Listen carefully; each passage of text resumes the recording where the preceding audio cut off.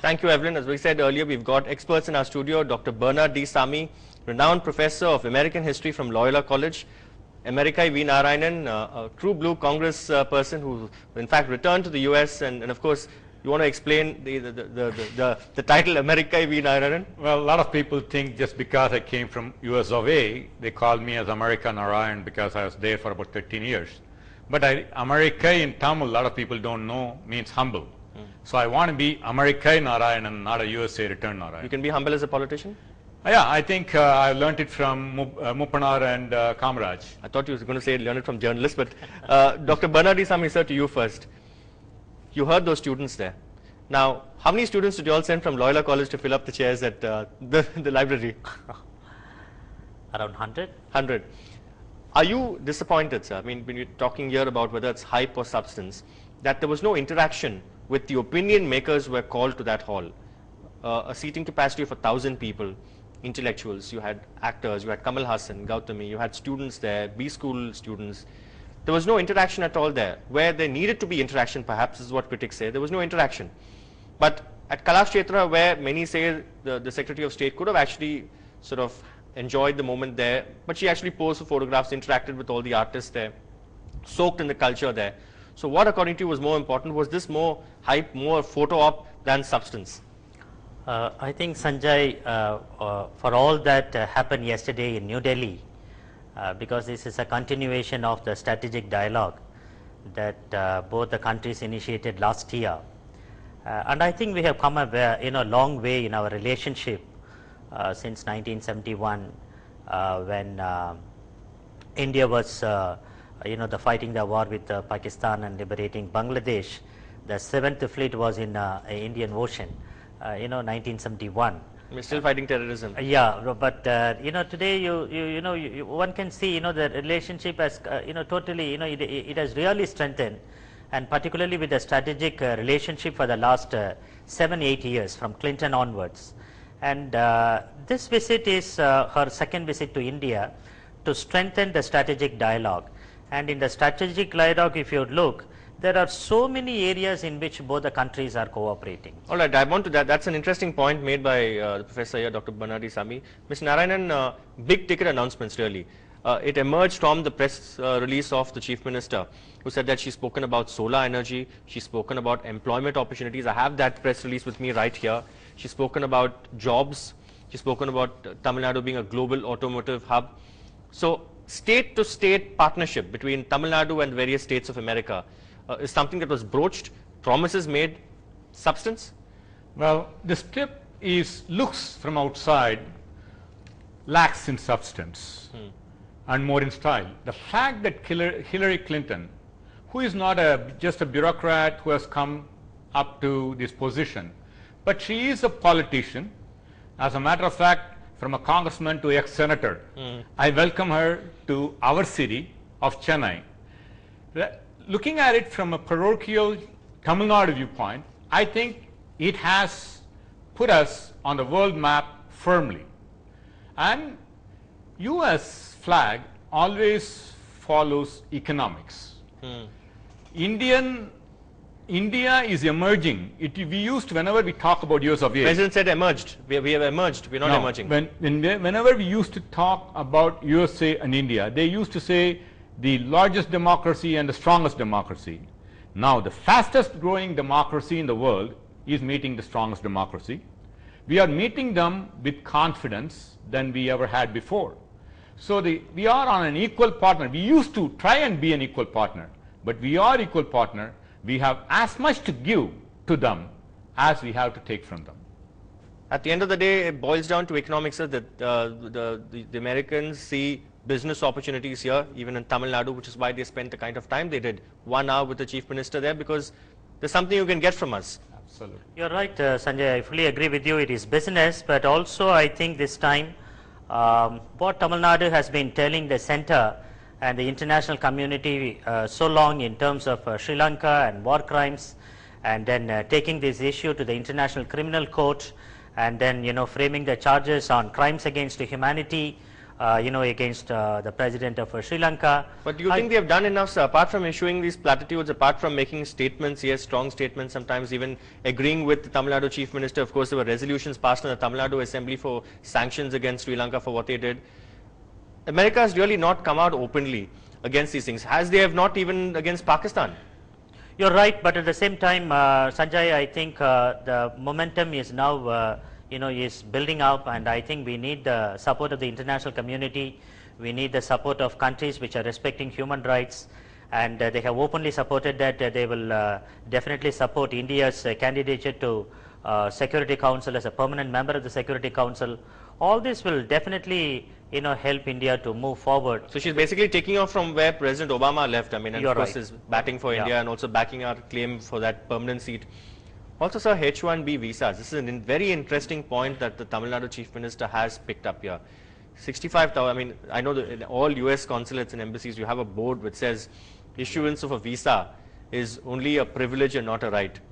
Now, 65,000 visas, the Chief Minister says, yes, we may be the second highest in terms of getting visas out of Chennai here, but we also have the highest rejection rate. So she's asked for something like 195,000 visas.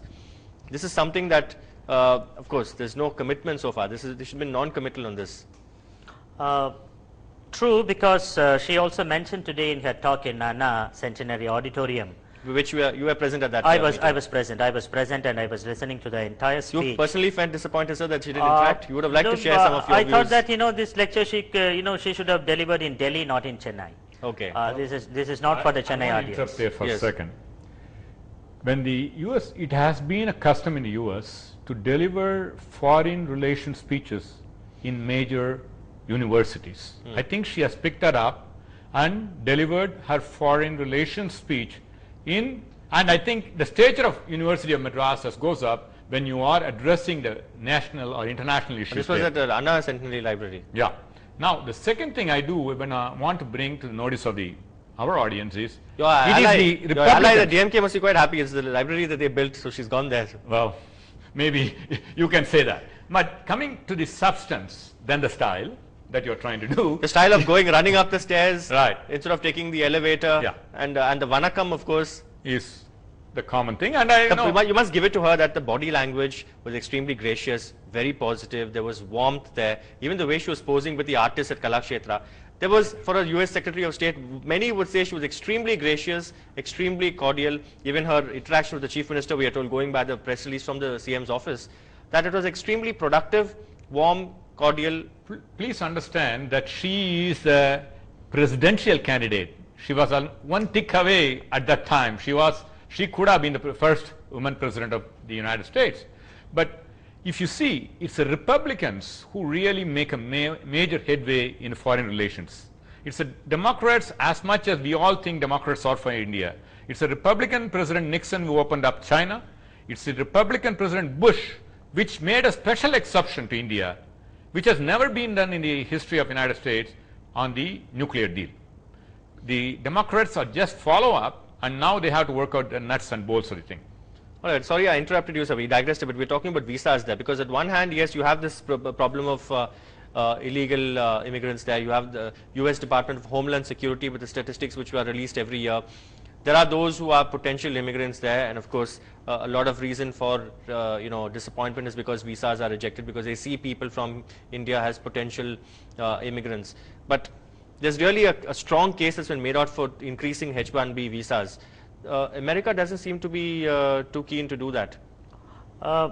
This is what I wanted to tell you, that in her... After a long time, they built a shelter now for the poor visa seekers outside the consulate.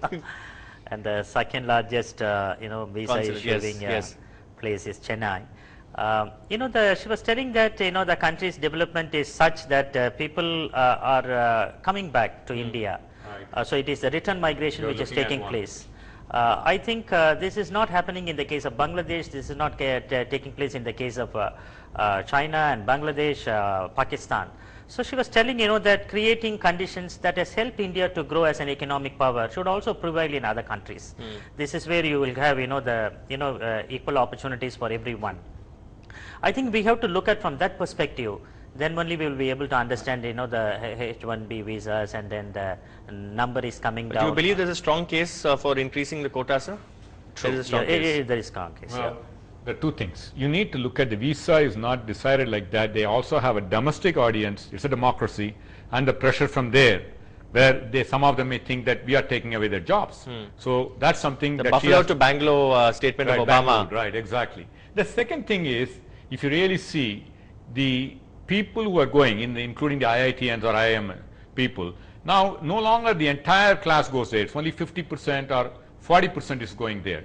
I don't think sending our people, even though to USA is good, but it's not the panacea. I think we need to keep the talents here, and there's a lot of opportunity here, and this is the best place to be in the world.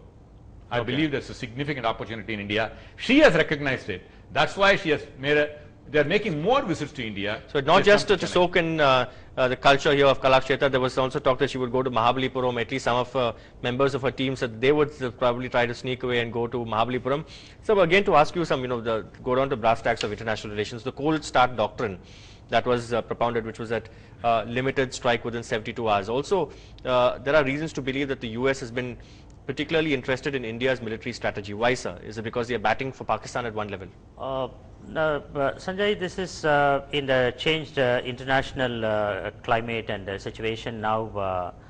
Pakistan was their partner, and then now they see, Pakistan is not doing enough, and they need India's help. And Afghanistan, they are going to get out of Afghanistan in 2014. And they want also a strong. This is where she has initiated in the strategic dialogue with the West Asia and dialogue with the Central Asian republics, where India, US and these countries are going to cooperate together, collaborate and cooperate together. And then this is the ancient Silk route. This is what she wants to revive now as a trade route for India, for South Asia and for Central Asia. If South Asia and Central Asia is going to emerge as an economic power, as a market, then to a greater extent you can address the issue of terrorism.